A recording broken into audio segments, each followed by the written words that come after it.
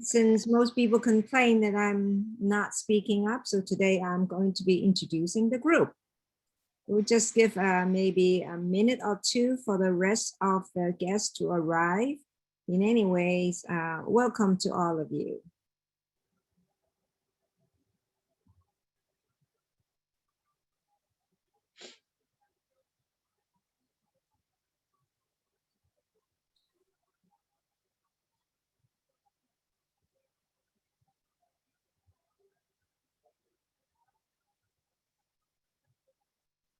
Okay, is it time to start? Okay, hello again, everyone. I am Anna Kwong, the chair of the undergraduate program at the Santa Barbara campus and also one of the organizers for the Messy Conversation. Welcome to you all. Good afternoon or good evening, depending on where you are now. Today we have a conversation. This is a very exciting, very, very exciting because we have the invited Black Student Union here and the conversationalist. I will make sure that I pronounce their name correctly, okay? LaCoya Katoe Gessesse. I'm sorry, I mean, thank you. Jacqueline Rose, Cynthia Ruffin, and they are all the AULA Black Student Union. Very exciting. And their topic is educating while Black, persistence, resilience, trauma, triumph, learning and teaching in the USA. Wow, what a powerful topic. But before we get into the conversation, I would like to share a few of the housekeeping policy. As you all know that all of you would please mute yourself unless it's time for you to speak. Because sometimes there may be background noise that actually come into the big picture. If you have a question, please feel free to put it on the chat. And after about half hour of the conversation among our speakers, we will start having interactions with the audience, with the floor. So please feel free anytime you have a question in mind, put that in the chat before you forget it. And we will follow it one after another. We also have a couple announcements. Starting in fall, we will have a new Zoom link. Now, so for this week and next week, we're using the original link that we've been using for all these time, but be sure that when you return in October, then November, in fall, we will use the new Zoom link. So please, I would say, save it and take note so that you're going to the right place when fall comes. And excuse me.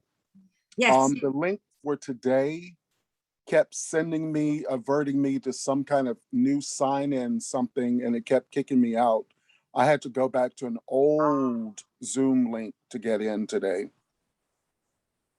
Yes, yes, it's meant to be in fall. When you go to that link, then if someone ends up in the old link, they will be sent to the new link. But now you should use the original link. But thank you, Clarence, for letting us know, for warning us. Okay. All right, and we also are very excited. We now have some of the recording in one place. Maybe I'll invite Sarah Beth to explain. If you want to listen to the previous Messy Conversation, there's a place that you can go. Sarah Beth?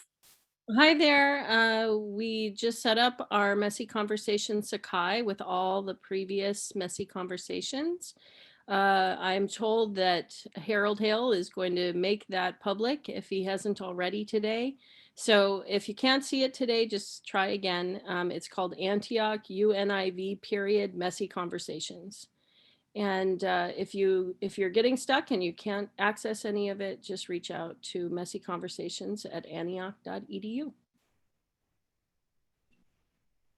And you all know our email address. If you have questions, you can always write us anytime you like. Okay. All right.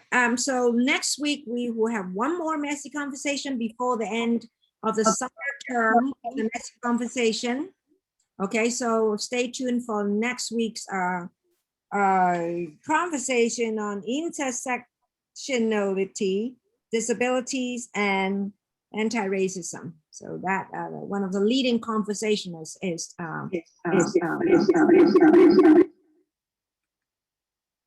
okay. All right. With no further ado, I would like to invite all our conversationalists today.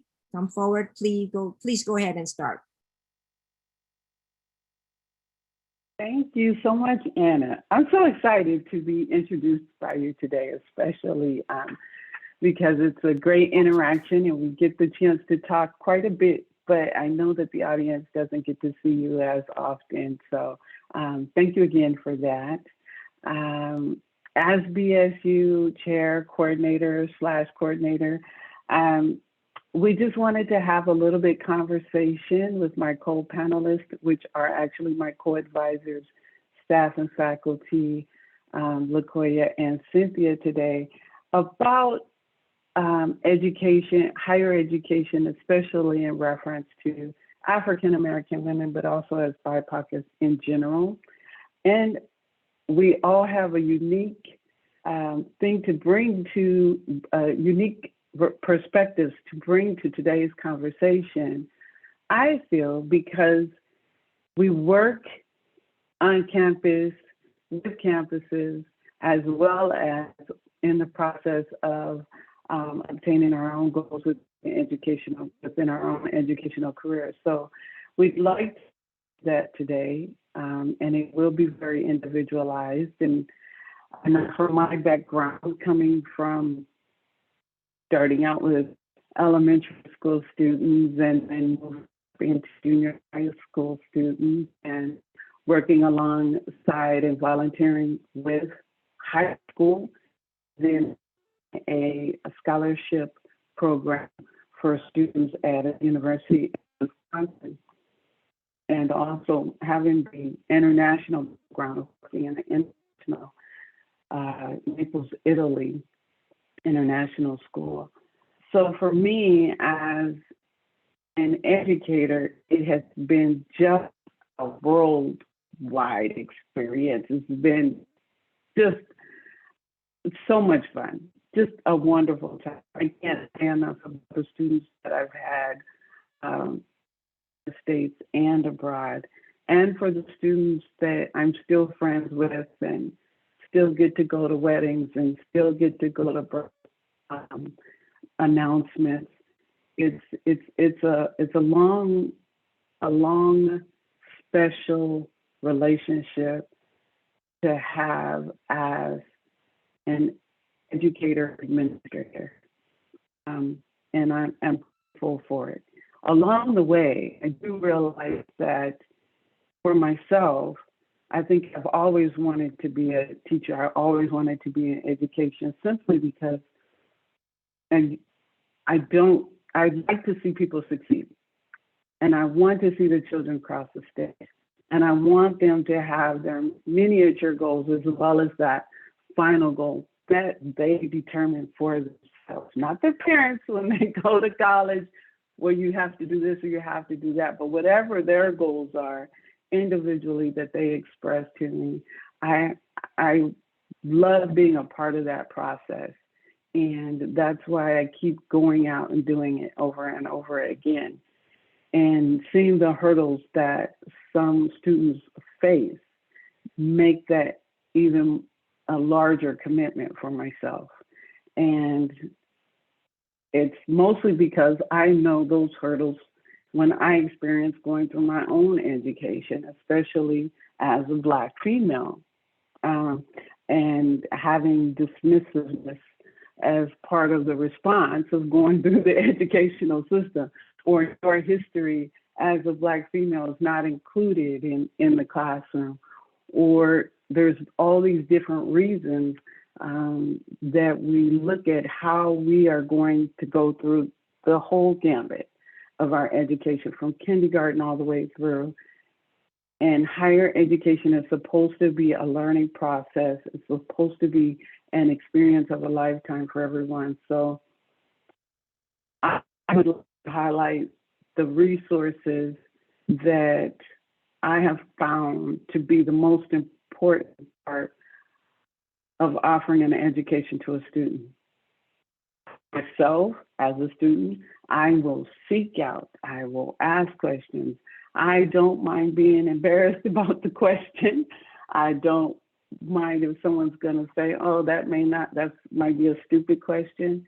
If I need an answer, I will seek it. That's the number one thing that I also tell my students. If there's something that you want to know, seek it. If there's something that you need in order to be successful, seek it out, seek that person out. And don't be shy about it, because it's absolutely necessary to have the experience that you want. And I myself enjoy building relationships. So when I was at University of Wisconsin, and also when I was at the international school, because our resources were limited, I felt that it was very important to build the relationships outside of campus as well as on campus. There are many people that will help you when they know that you're genuine and that you're doing it for the benefit of the good. And that's for your students. So as an administrator of the scholarship, I could go in and talk to financial aid. My students didn't understand how to fill out their documents, or if their parents had questions. I could go in and talk to the admissions office and work with them, and we could recruit for our scholarship directly for them, go on to college visits and college fairs alongside our admission counselors, and accompany with them. So there's students that they met when they were out there in the field, we met at the same time, and we can develop a long-lasting relationship with them because of that engagement. So meeting a student in junior high when you're recruiting for college because you're with the admissions counselor gave us the opportunity to track and make sure that those students were going into higher education, whether they were coming to our campus or not. And because it was a scholarship for ethnic students, that was a big deal. There were students some that came through our scholarship program, but many that did not, because they weren't necessarily accepted, but they were accepted into our family. You made it to our campus, we will still take care of you. We met you in 8th grade, 9th grade, 10th grade. When you get here, we will still take care of you. And that's important to know. And working with the Multicultural Affairs Office, I can't say enough about their office, the people that they had working with them, and the resources that we were able to offer our students together as a team. And it was just one of those things that when I look at Antioch and how campuses are doing things now, to make sure that students are not sliding through the cracks. That's what's important.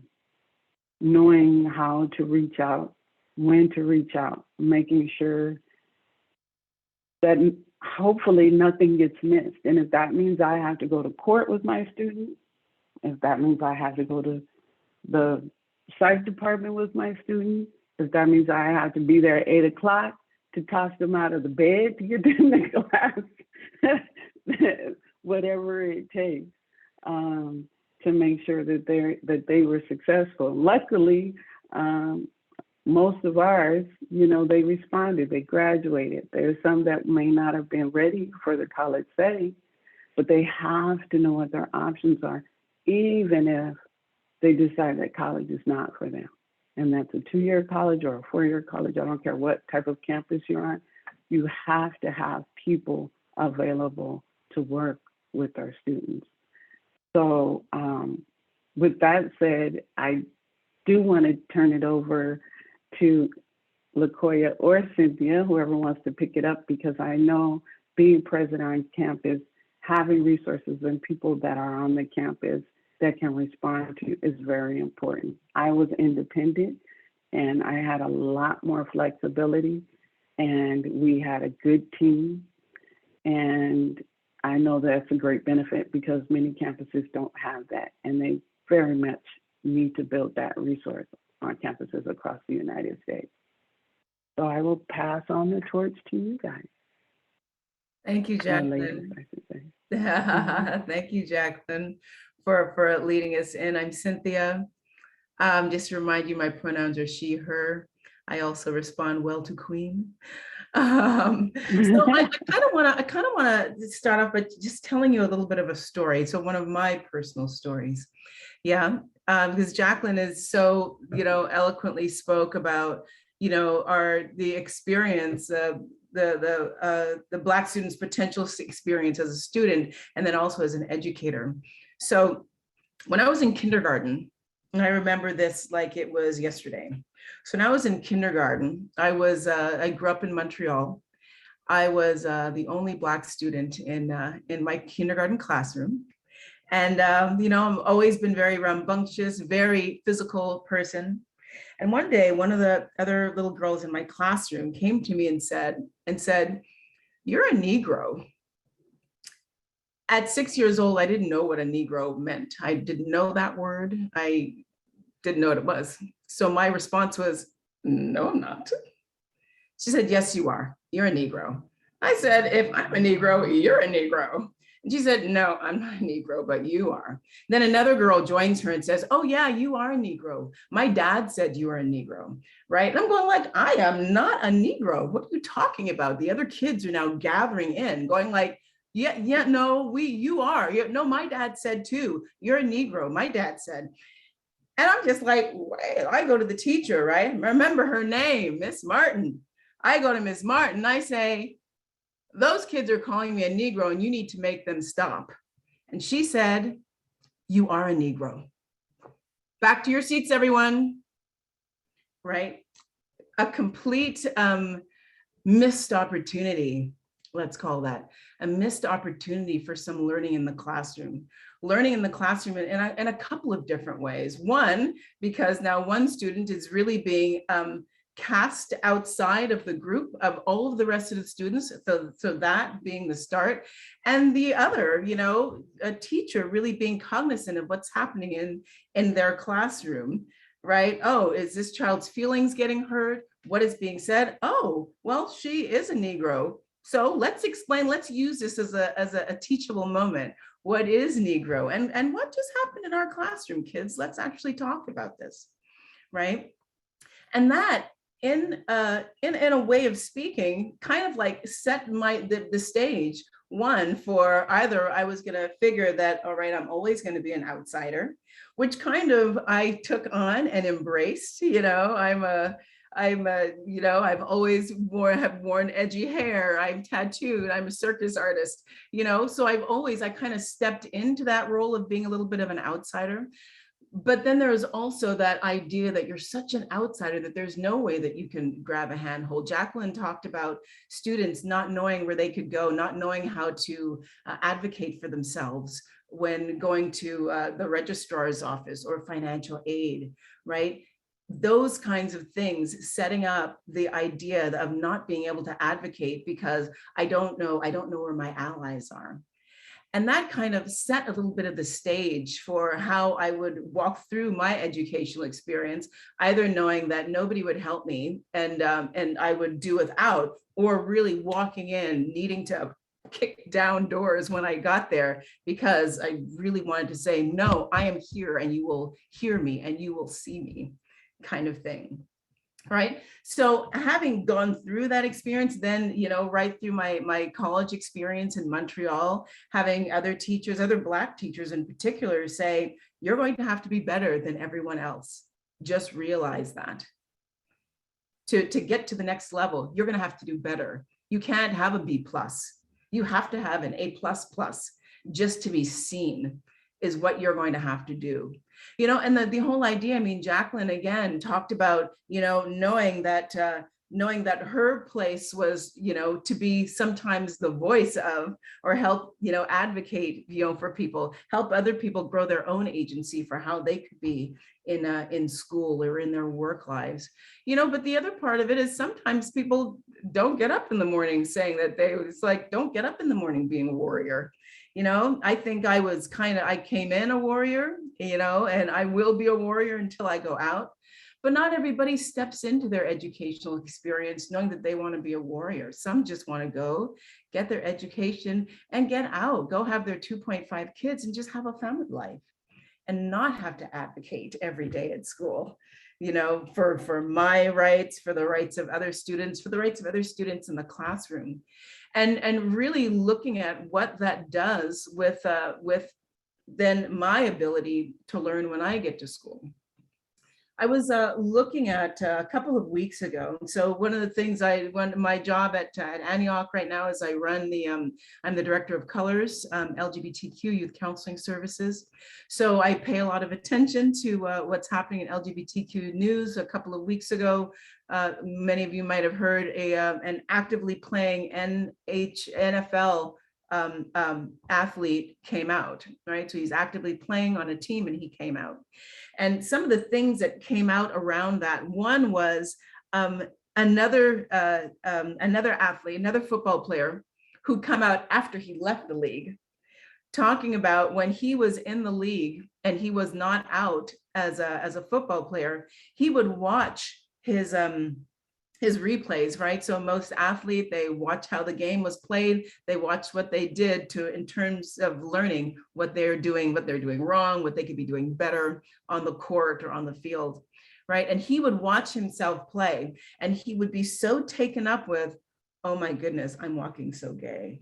I wonder if my teammates can see how gay I'm walking. Oh my God, I threw that ball and look what I did. Oh my goodness, I wonder if my teammates can see that I threw the ball like a homo. Oh, you know, and how can you play the game? How can you watch your own performance if you're so worried about what other people are thinking about you on the field, right? Then you can't concentrate on your game.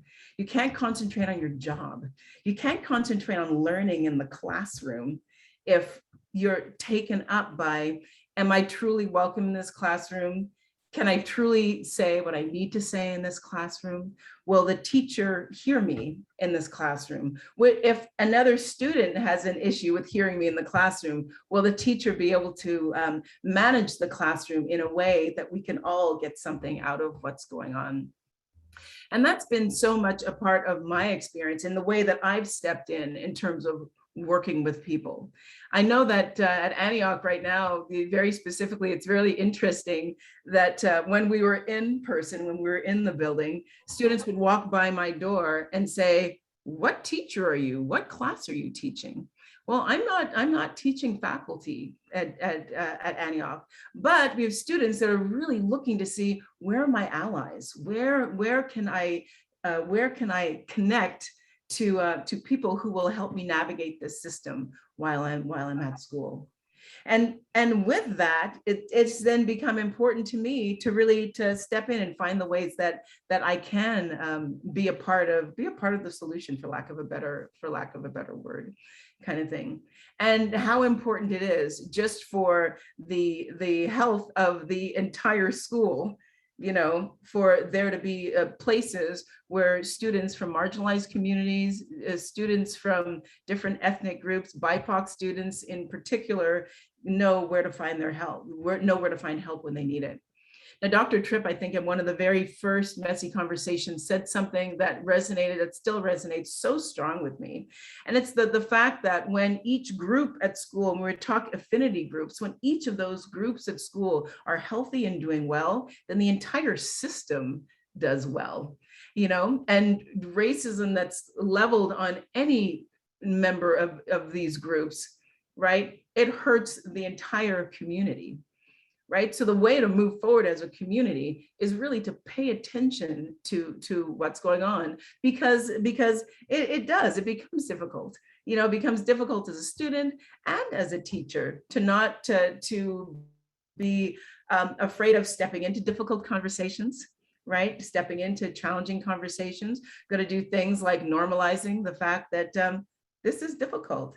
We're looking at right now so many people being uncomfortable with things like anti-Black racism and looking at that. You're being uncomfortable with even saying the words on all sides of the equation, being uncomfortable with it. And understanding that we're going to be stepping into all of this. I mean, these are called messy conversations for a reason, because they're difficult conversations, right? It's not comfortable on either side of the equation. So things like stepping into and being okay with stepping into that kind of difficulty, and even stepping into being able to engage students where they are, no matter what side of the argument they bring.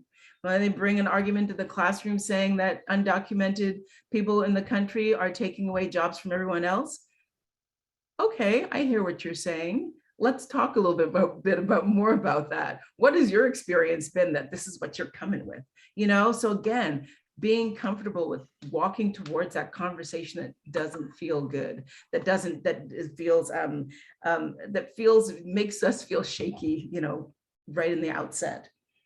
And things like being able to be comfortable enough to do things like address harm immediately when it happens.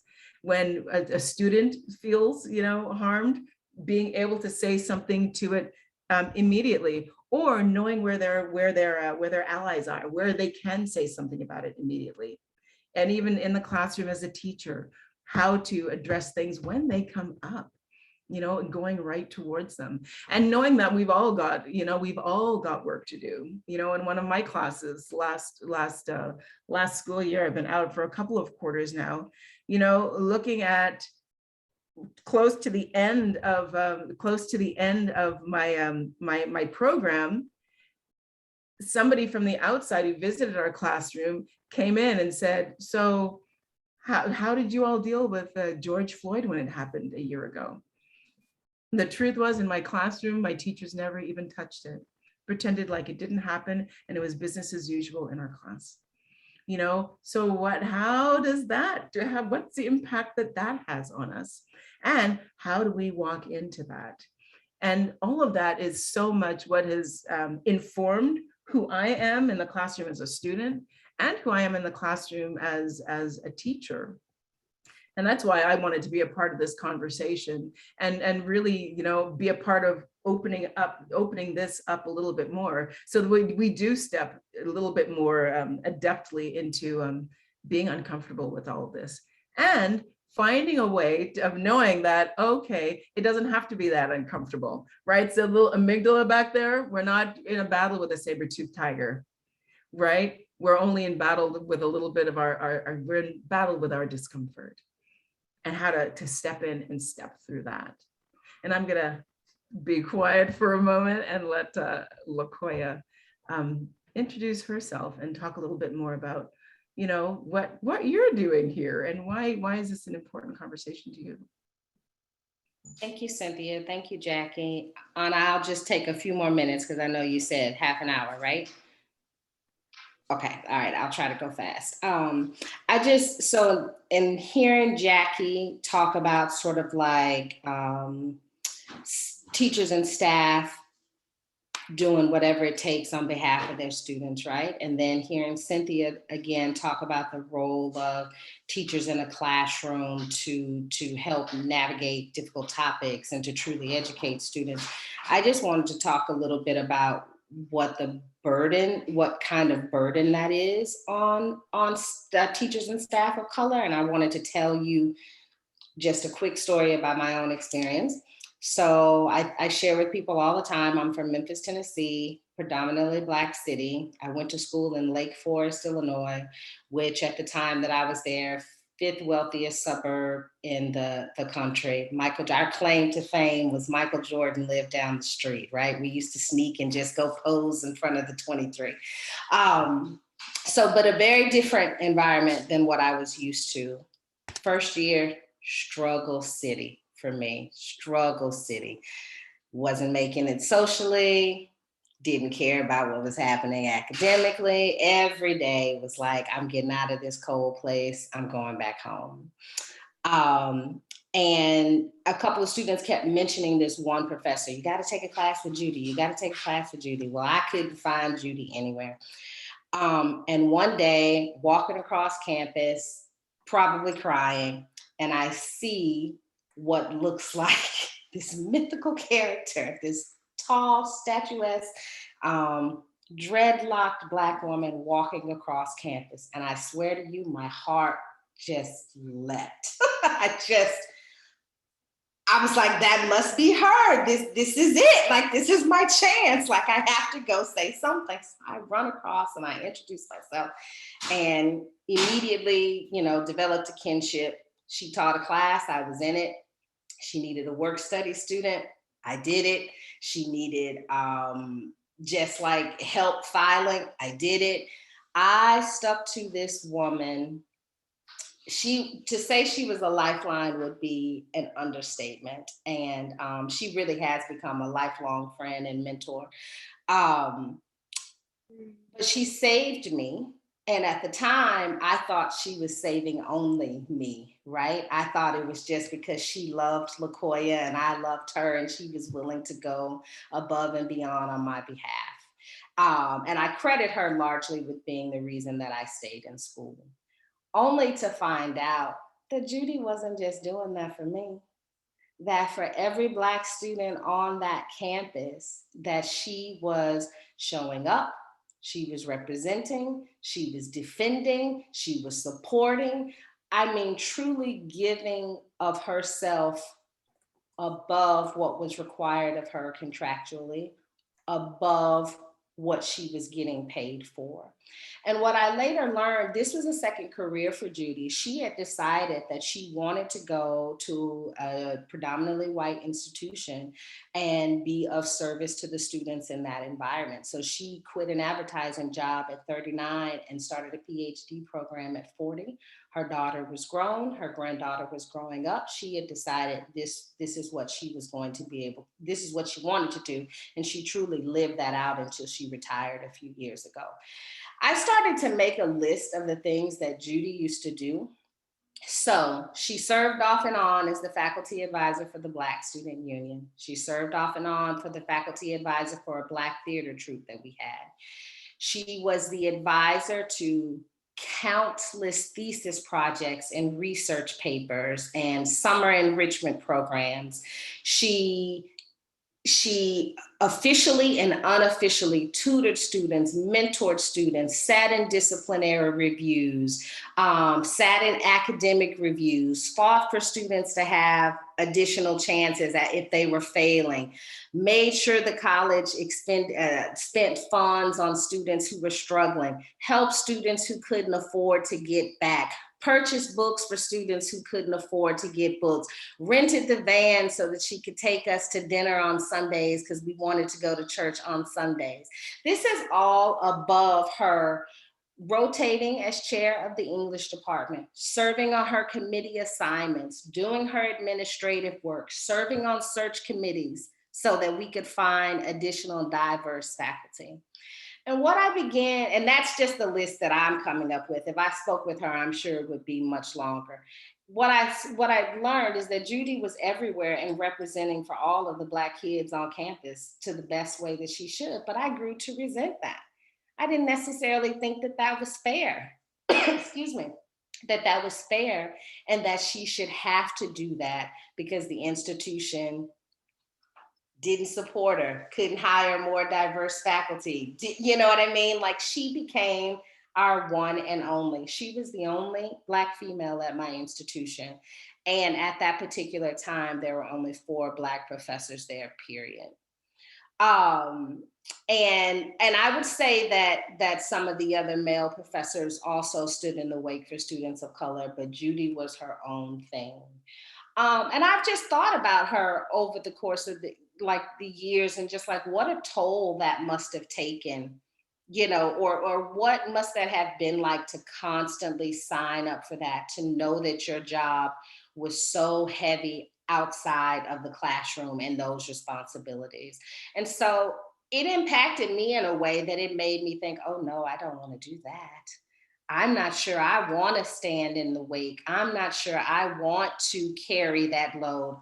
I wanted to have a family. I want to travel. I have other things I want to do. And I began to see Judy's life as something that was like bound to university life in ways that I wasn't sure that I wanted to replicate. And so I didn't go into higher education after I graduated. So thinking about me as a student of color, watching her just expend herself, her energy, her resources over and over again, it impacted me in a way that made me say, I think I'll take a pass. I don't think I'm about that life, right? I did end up teaching in a different way, not in higher ed. And I did expend that energy that way. But I always think about that in terms of like as much of a positive impact as she had on me. She also possibly impacted the next generation of would-be teachers had we thought that maybe she was more cared for in the environment, more respected for what she was doing outside of her regular work or mandated work. And had we just not seen her so run into the ground, even if it was on our behalf. So I think I mentioned that to say, like, part of our subtitle is talking about the trauma of it all. I sometimes feel very eager to get in there on behalf of students and to make myself available. And I also feel very much like, whoa, I have to establish boundaries, because if I'm not, I may potentially be sucked in some ways that I just want to be aware of.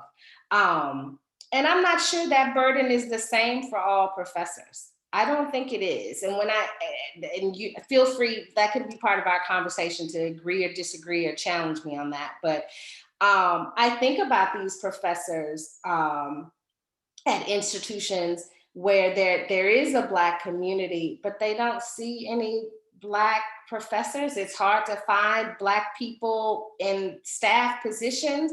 My God, is there a Black dean? Is there, who's running the multicultural service? Like, those things matter, but then how are those people being nurtured, supported, cared for at the institutional level? And then what are the institutions doing to make sure there's more than one?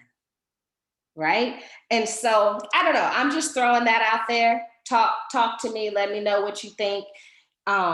Judy came in, I think, with a very specific mission. She felt like that was her mission, to be available to us like that. And thank God that she did, because she really saved some wayward people. And I'm glad she stayed true to that mission.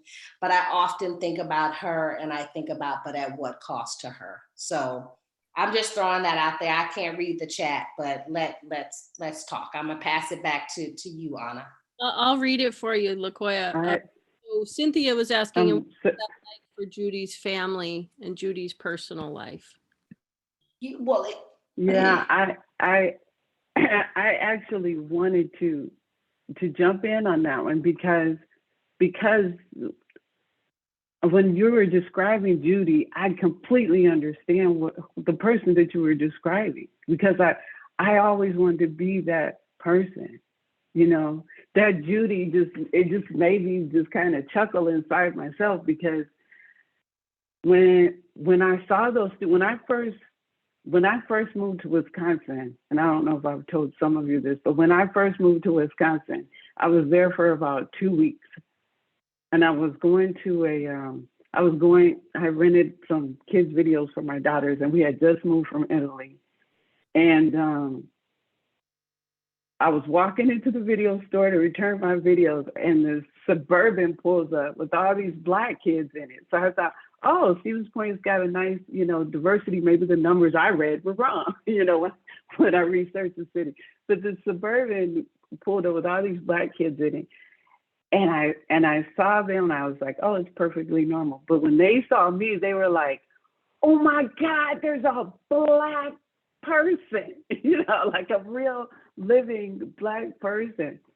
And they said, hey, and they waved and everything. And I didn't think anything of it. It wasn't a big deal to me at first.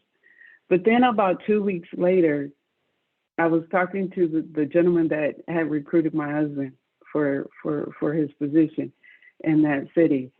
And he was telling me about this program that he had for ethnic students.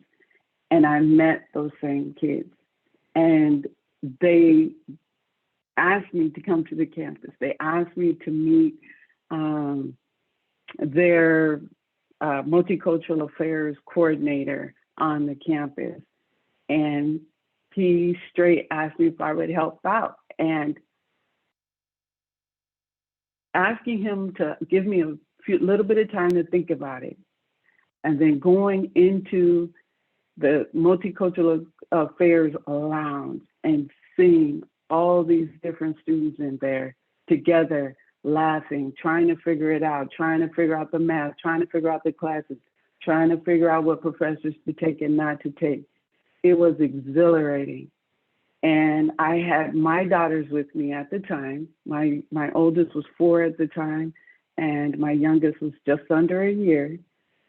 And they grew up with those students, day in, day out.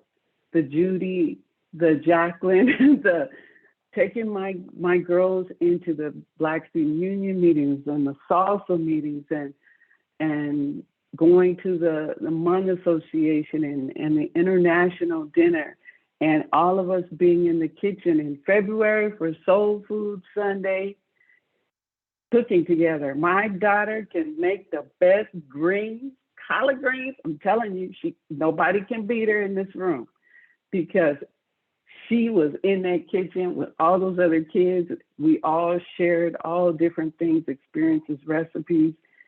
They are like, my daughters are like their cousins and little sisters.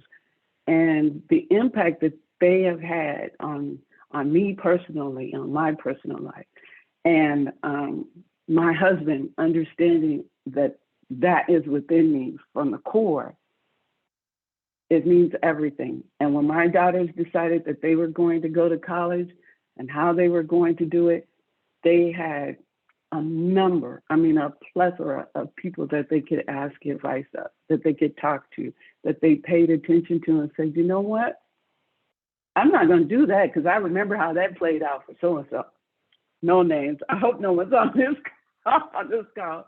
But, and I can do this better because I sat and I watched Sarah, I watched Damon, I watched Jeffrey, I watched them one by one, how they gained their access to their education. And my daughters, it was so easy. Bam, bam. It was so easy for them to go through the college process, even with the difficulties that they did have, the things that they weren't expecting to come up. But their turnaround time was shorter because of our involvement with these kids. And it was wonderful. So it never gets tired to some extent.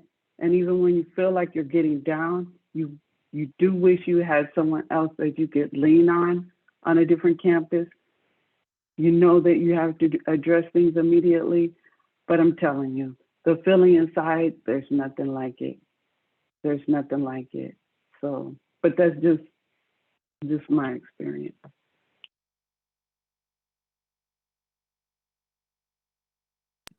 Thanks, Jacqueline. I didn't mean to interrupt. I appreciate what you're saying. In the chat here, was there something else you wanted to add on that, LaCoya, to Cynthia's question? What questions and what is that like for Judy's family or Judy's personal life? Well, I mentioned that her daughter was grown at the time already, and she had a granddaughter, so she didn't feel like she had the at-home responsibility so much, but she was partnered, and she was often challenged by her husband to close the door, like stop answering the phone, close the door. So I think she had to learn to draw some boundaries for herself. But if that, if it was sort of related, Cynthia, to like her other responsibilities at home, I think they were a little bit different maybe than someone who was perhaps younger in that, or had a younger family, I should say. Yeah, and I was just really kind of posing it as a little bit of as a rhetorical question, because those are the kinds of things that come up when, it ends up, it starts to feel sometimes a little bit like, are you choosing one over the other, or are you having to choose one over the other, right? Or are you a 45-year-old woman that's getting a stroke because you do too much, at one time. So then those are kind of, and that exactly there, it's kind of like the trauma that people end up going through as they take on so much, as I watch even teachers at Antioch take on so many advisees. For sure. David says, sometimes conversations about supporting students focus on the role of the faculty person. LaCoya provides a great example. Is there a sense in which supporting students undermines the work of a teacher? How do we create a more general ethos of support, a culture of support? David, do you want to add anything to that? Yeah, just quickly. Thanks for the conversation, as always, to Cynthia, LaCoya, and Jacqueline. I started my question before LaCoya finished her story, and she's talking about this person who just seemed heroic in her efforts. And I was, yeah, I mean, that's great, but it's also worrisome to me. And then LaCoya's story changed, and LaCoya was like, yeah, it worried me, it bothered me. In fact, it made me not want to, if that's what teaching is, I don't want to do that. And so, my question is about how we tend to focus on the individual, and the individual's heroic efforts to support students, BIPOC students, queer students, women students, first generation students, whatever they are. And we celebrate those people, we laud them, we hold them up. And I think I wonder how you all feel, if sometimes that then gets in the way of actually building a culture of support for structural, institutional support for students. Yeah. I think the structure has already failed if she's the only place that I could go and feel like I could get some service or some assistance.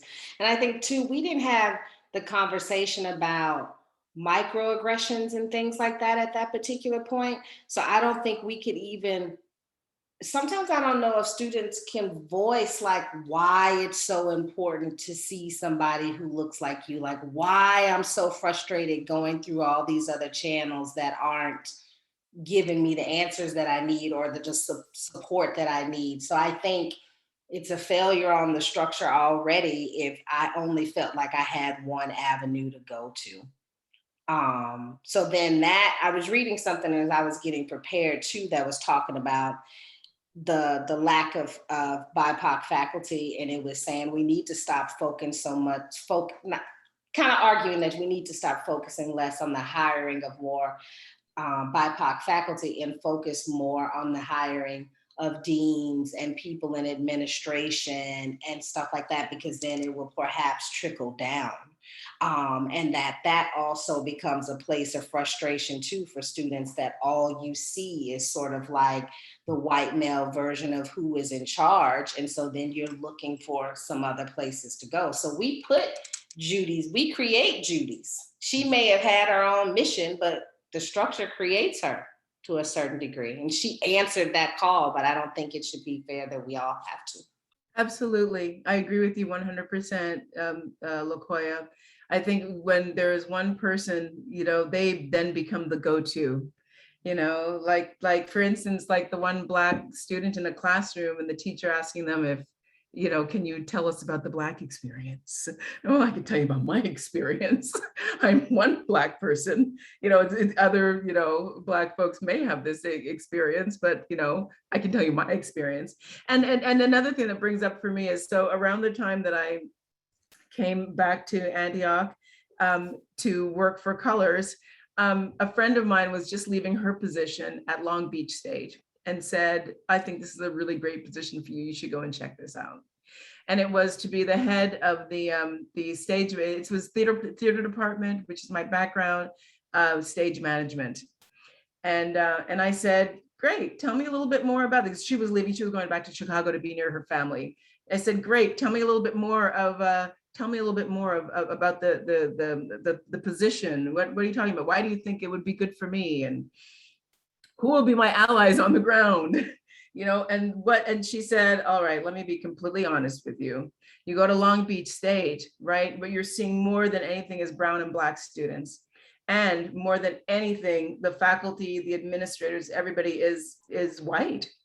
And that department of the theater department is all white. And she said, the students need to see you. I said, yes, I understand, but what support, who are my allies in the room? I can't go to war every single day at work. I cannot do it. It will be bad for me. And I don't think anybody should, I mean, some people are made to be the Judys. Some people are that superhero and they can do it. I can't go in and fight every day. So I didn't even look further because she said that there are a couple, this person, who might be your allies, but I can't go in every day and just be fighting. So again, that's the trauma that, that people have to undergo. And then the choices that we make. I can't step into that ring. I feel for those students. That would support, but I can't go in there alone as being that person. So that's something that's very true. And it's a system, it's a failure of the system. I read something too that said that something as high as like 97, am I delayed? No, okay. 97 or 98% of Black PhDs end up being hired by HBCUs. And it talked about the lack of recruitment. It talks about the lack of support once they get to these institutions. And I just think that's really interesting, sort of like, I don't understand why we're not filtering them in. They exist, they're there. So what's happening that these institutions cannot hold on to so few? I think that, we have to question that, like, why would we know in the, I'm drawing a blank, Nicole Hannah-Jones situation, she issued a statement as to why she chose the HBCU after her experience. But I think we have to question that, like, so HBCUs make up 3% of the university system in the United States. So 3%, so the other 97% of schools, like, what are the efforts then there to recruit people who look like me to serve students who are at those institutions, Long Beach State and elsewhere? Thank you, Cynthia and LaCoya, for that. Mihi is asking, what changed your mind, LaCoya, since now you're teaching in higher ed, if you don't mind? Yeah, I tried to answer Mihi. I really think Judy's impact was that strong that I ultimately did see the potential to change lives in that role, and I really loved it, and I did it quite a while on the south side of Chicago with high school students. And so I've just not been able to let it go. But she was the first one. I have to give all that credit to her. She was just that good of an example for me. Thank you. This is to Cynthia from Nicole. A wonderful comment, recommendations on working through intersectionality within the academia from your own personal experiences. Is there something else you want to say or add, Nicole? And thank you, Asa. Can you hear me? Yes, go for it. Again. No, that was it. I think it's something that we need to know as far as experiences, and just kind of letting people know that, you have to do the work sometimes, even as a teacher of color as well, to balance everything out. So I thought it was a great example of faculty or teacher going through the educational system from their own experience and how to navigate. That's also really important for students to hear as well. Thanks, Nicole.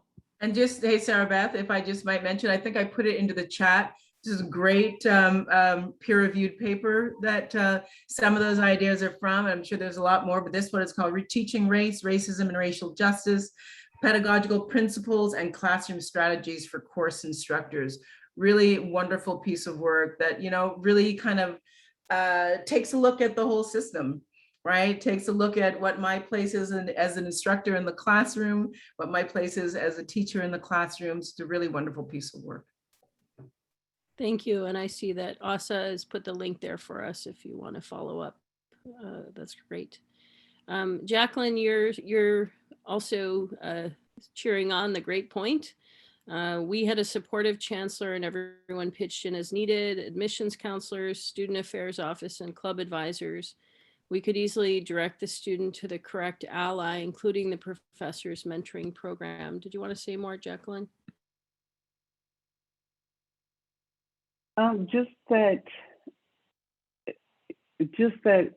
these type of, you know, it's really interesting because I don't feel that this is a messy conversation at all.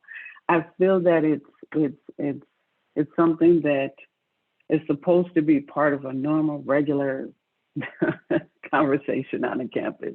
We're not extending ourselves. We're not doing anything extraordinary. We're not, you know, to take out the time when something takes place in the classroom. If you're not doing it in the situation of a BIPOC student or intersectionality, you know, you should be doing it in any situation that arises in your classroom.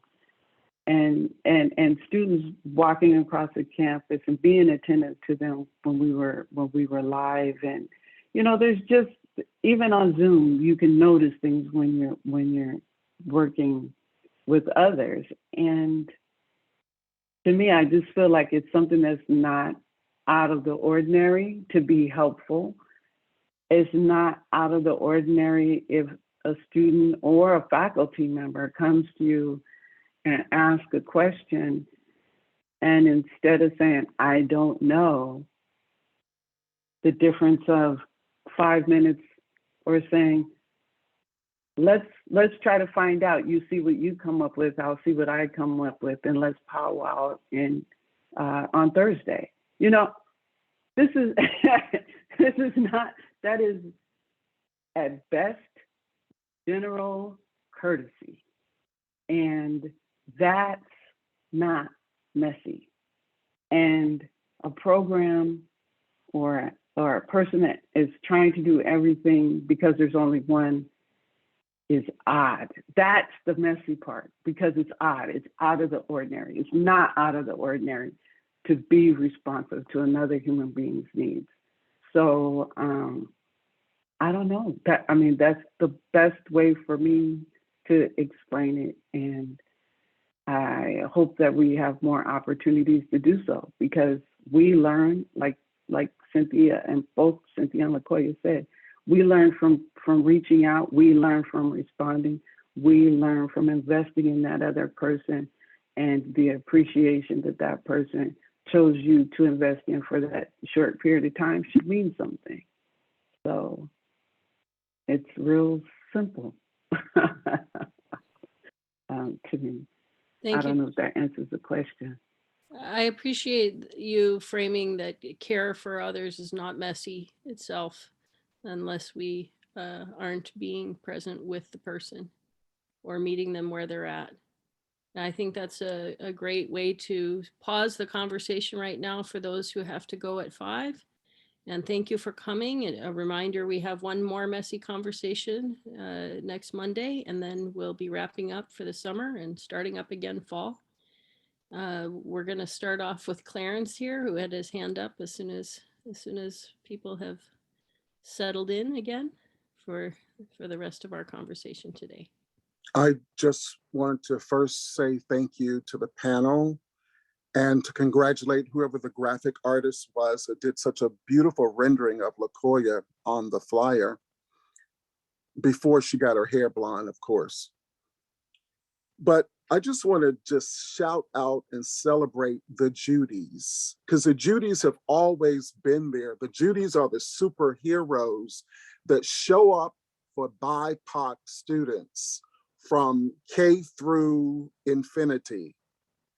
My mother was a Judy. My mother had a family of 3 children, a husband. She took care of her 12 brothers and sisters, her community. She coached the girls' basketball. She handled the spelling bee contest for the schools. She was on every faculty, blah, blah, blah, blah, blah, for years. And all of her colleagues were the same. because the resources were so few, you had to go beyond the duty of simply being an educator. And so it's like innate with certain kinds of Judys, you know, that are of color. And I appreciate that story, LaCoya, because my experience at Antioch is that the Judys show up not as core faculty, not as, you know, the staff, but the Judys show up in my life at Antioch in the adjunct professor population. That's who shows up to support me. That's who when I say support me the most. That who shows up to check on me, to make sure that I am progressing. That person is not paid. Those people are not paid to do that, but they do it anyway. They take the time from their personal lives to check in, to make sure that things are progressing. And I go back to something I said several months ago, that when we started Messy Conversation, and that is when you look at the corporate America and how they're structured and how the conversations came out of the George Floyd situation about talking about good corporate citizenry and being inclusive in the corporate culture.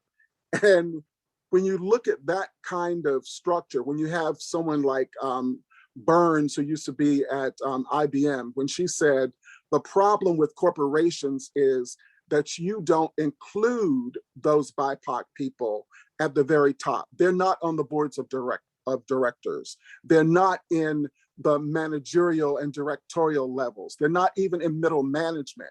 And even if you put one or two there, like Cynthia said earlier, they're not nurtured and made welcome and connect, and they don't have the ability to connect with other allies because they're not present. So they have to go outside somewhere else to find that support, even for them to have the fuel to go forward and to do the best work of excellence that they can provide. So until an institution like Antioch starts at the top, starts putting BIPOC people in key positions so that it can filter down, as Cynthia said earlier, into positions of necessity. And I say necessity because BIPOC students need to be able to walk onto campus and see people who look like them, who have some level of authority they can connect with, that they can, you know, just plug into just for survival. It's just necessary for the spirit and for the soul. I don't want to talk too much because I know that rejection button is up there somewhere. So thank you, Clarence. And I just want to add to that too, that we talk about BIPOC people being in those positions and only BIPOC students benefiting. And that's not the case. Like, when you have BIPOC people in those positions, you start to break down some of those assumptions and things like that, and biases that white students have been taught that they are bringing to the table as well. They also need to see representation at those different levels as well. Can I veg you back on what you just said there, LaCoya? Absolutely.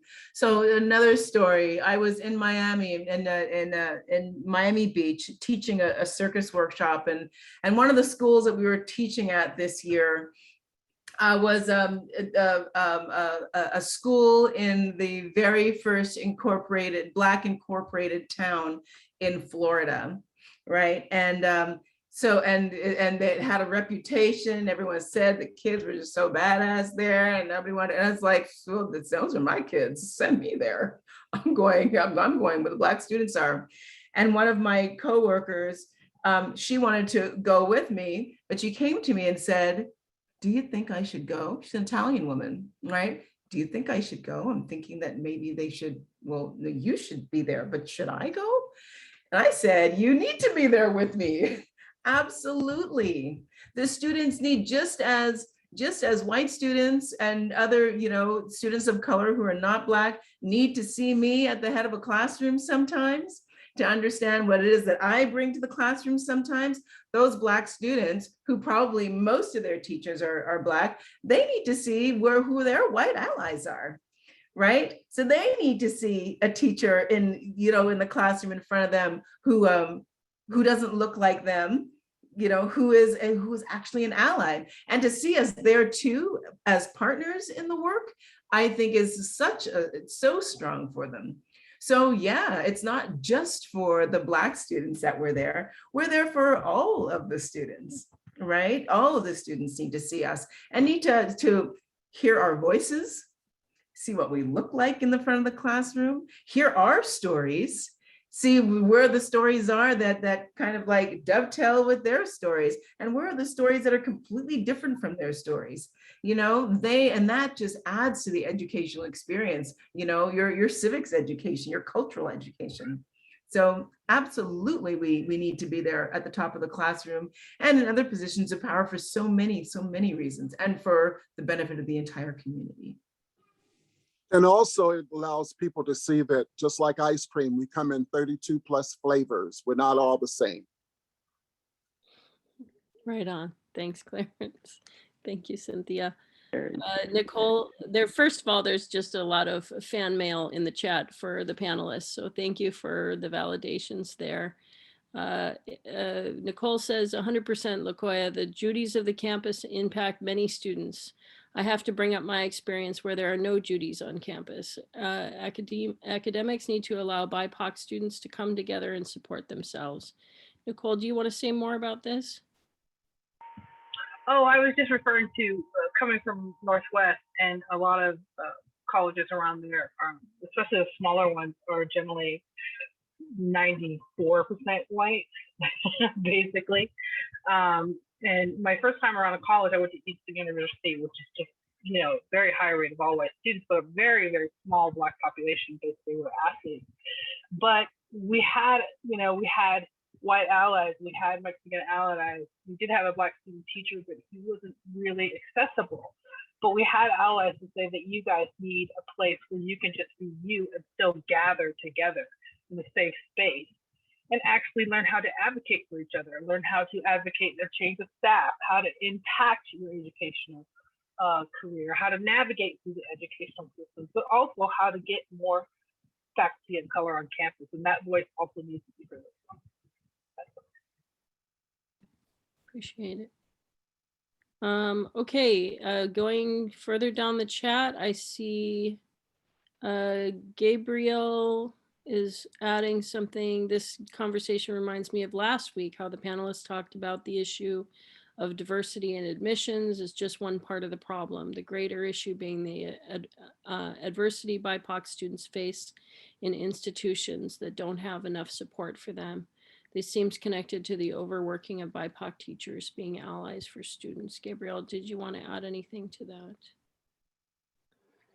No, that was pretty much it. I just remember it seems like the issue of student retention that was kind of being talked about last week in admissions is kind of being brought up similarly with how it becomes the teacher's responsibilities to ensure retention of BIPOC students, and how that it's really connected to like the institution failing in general. And that really seems to be the major subject in both of these conversations, is that the institution is failing the teachers and the students in this regard. And that's just the connection that I was making. So you were really outlining the messiness of this conversation. Thank you so much for your bravery there, Gabriel. Cynthia, did you want to say something? You looked like you were about to. No, it is very important. I was typing it. Yeah, I mean, just, looking at, what Gabriel was saying, it's kind of like the institution is the one that makes the culture that we live in, right? That the air that we breathe, the water that we're swimming in while we're here at school, right? So if the institution is not holding it up, or holding it up in mission, but not holding it up as boots on the ground every day, then we end up with a culture where it's okay to let certain students slide by the wayside, or not deal with certain things when they come up in the classroom, or even that situation of, if something comes up in the classroom, not having a clear way of how to get to the bottom of it, how to, and who do we go to for these things, and all of that. So yeah, it does end up being the bigger system of the institution really informing the smaller systems that involve that that are at work, that are at play, really just informs them how it's acceptable to work in this place. So yeah, I mean, I believe that the faculty couldn't step into what they do, couldn't step into or step confidently forward in ignorance if there was an institution that was helping hold them up, helping them see that, no, that is you're in a place of ignorance, and this is what we need to learn, or this is the way we want to run our classrooms. I think that especially at AULA, we got such an in the fight BA department, and our master's department is just a little bit more removed, from that on the ground where, the BA department, comes from. The faculty in the BA department there, these messy conversations. The BA department, the undergrad department is, who said, this is what we need to do. This is what we need to step into, hopefully that this is something that can flower up into, up and out into the rest of the system, because it is the system that dictates how we act. I think that's a great call to action to the professors and faculty and staff that show up, to really ask our colleagues in other programs to join us for these messy conversations.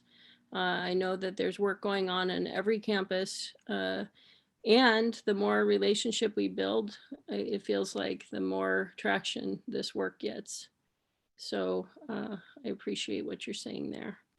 I also see that Jacqueline has shared an email address if you're interested in checking in with AULA Black Student Union, which is the blackstudentunion.la@antioch.edu. Thank you for that. And I don't see anything. I hope I haven't missed something here. But are there final thoughts that you panelists have, or anybody else has? I could just ask a question. So this dynamic, amazing conversation, where do you see the BSU in response to today's conversation?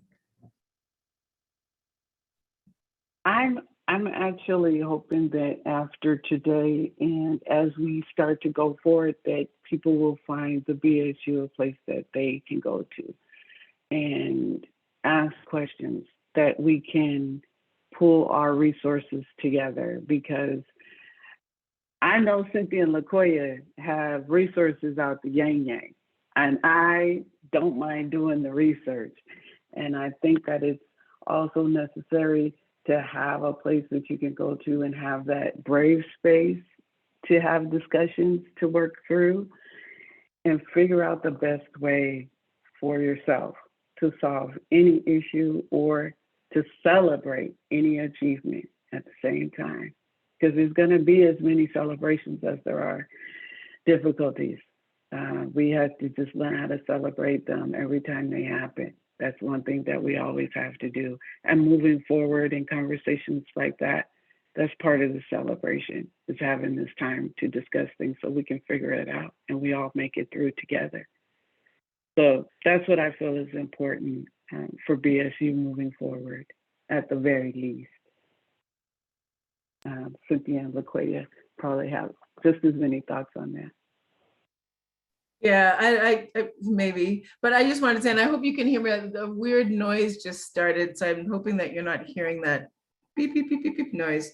Two things, and one is I'm hoping that by being active and being BSU members, that people can see, and they see us frequently, that it will really encourage people to come to BSU meetings and encourage us to continue having this conversation and stepping in courageously into these conversations.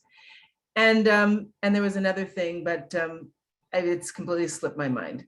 So my hope is that the BSU will become active parts of conversations like this, and that the BSU will then encourage other affinity groups to also have active conversations like this, right? So that whole just moving that path forward. Who is it?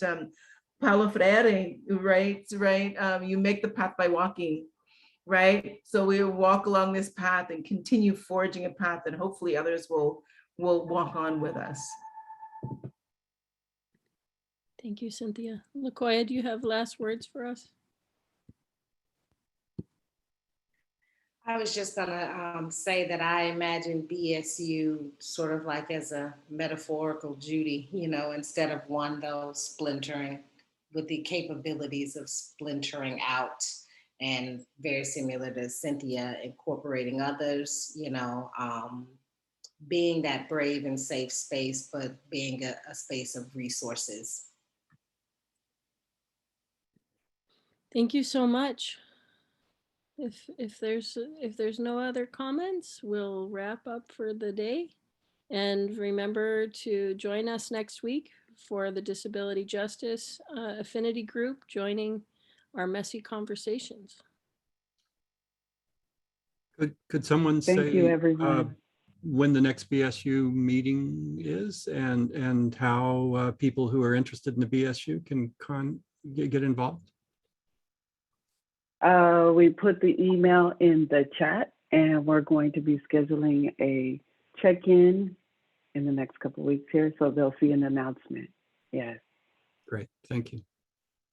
Thank you so much.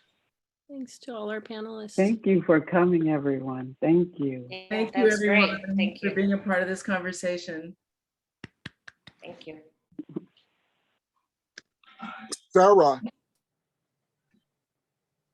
Sarah, what is next week's conversation about again?